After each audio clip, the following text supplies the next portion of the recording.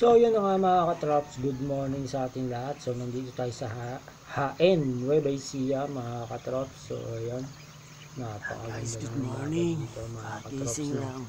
Ibang iba talaga ang simoy ng hangin sa sa probinsya, hindi tulad doon sa syudad. So ayan, ito yung mga motor namin mga katrops. So kahapon pa kami dumating dito mga katrops ng tanghali.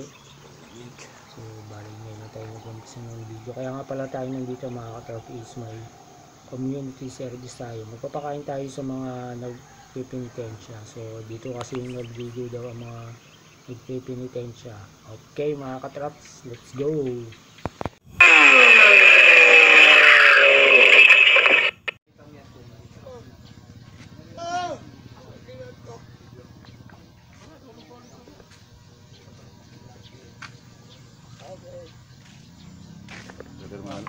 Alaga ng anak ko sa Amerika.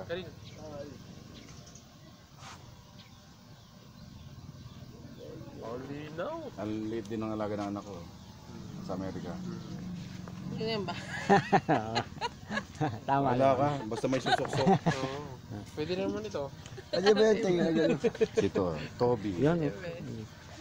Baliktad eh, oh.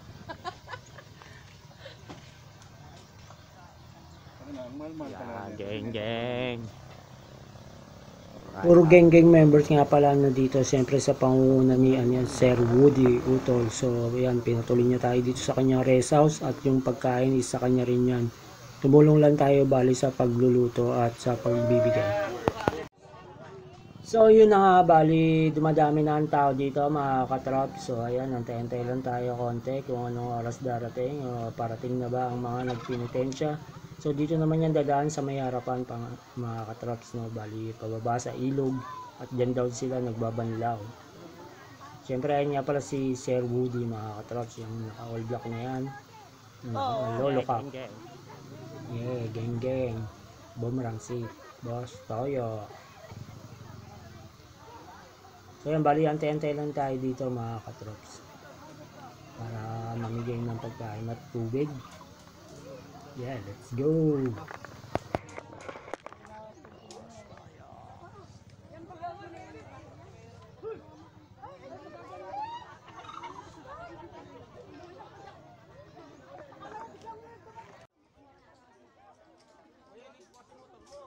At nagdatingan na nga mga katrops yung nagpinitensya. Yan, nagulat kami, hindi dito dumaan sa harapan, bali sa likuran sila dumaan mga katrops. So ayan, dulublob na sila sa ilog. So yun, parang lang no mga katrops, parang hindi naman siya ganong marami na So hindi ko alam kung dati ba dito sa Nueva Ecija dinadagsa ba talaga ng tao to o marami rin nagpipinitensya. Pero pagkakaalam ko doon di sa amin sa lugar sa Cavite is medyo kumukonti na rin talaga sa tagal na rin ng panahon. So ayan, tignan natin mga katrops, lapit tayo ng konti.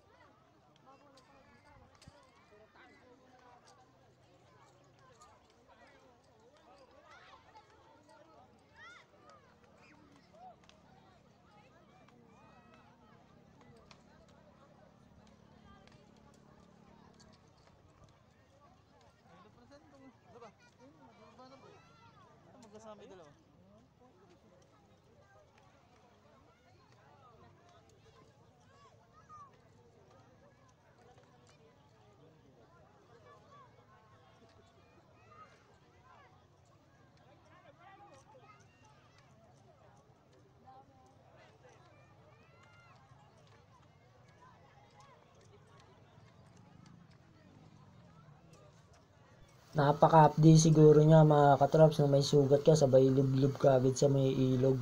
Pero ang pinakamaganda niyan is madali siyang gagaling yung sugat sa likod. Yun nga lang, sobra din yan. Pero syempre, tingin ko naman sanay na sila sa ganyan, kaya baliwala na yan.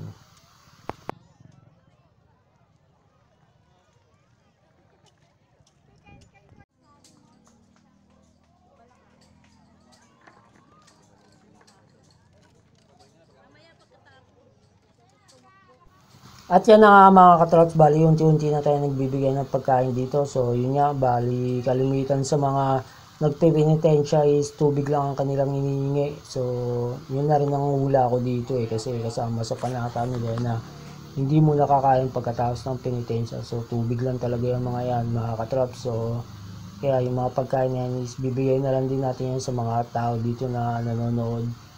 At yung tubig kasi sobrang init din talaga mga katrops, no? Kahit dito sa probinsya.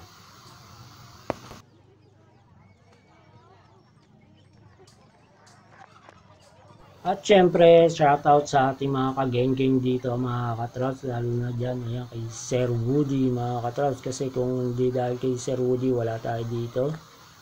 At yun nga, may plano pa rin naman pagkatapos na ito mga katrops is kami ay aalis, maliligo kami, let's go!